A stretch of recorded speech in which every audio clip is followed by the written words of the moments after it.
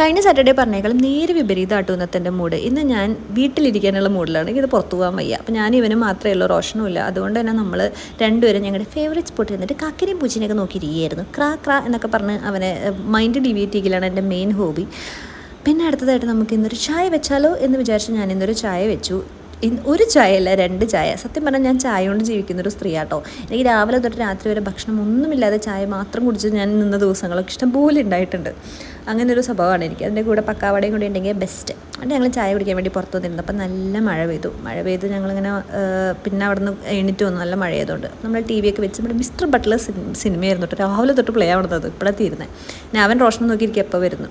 പിന്നെ ഇതിൻ്റെ കലാകായികപരമായ തോൽവികളാണ് നമ്മൾ പഠിച്ചുകൊണ്ടിരിക്കുകയാണല്ലോ. ഇതിൻ്റെ മുഖം എന്താണ്, ഉമ്മ വയ്ക്കാൻ പോവുകയാണോ എന്ന് വരെ പലരും എന്നോട് ചോദിച്ചിട്ടുണ്ട്.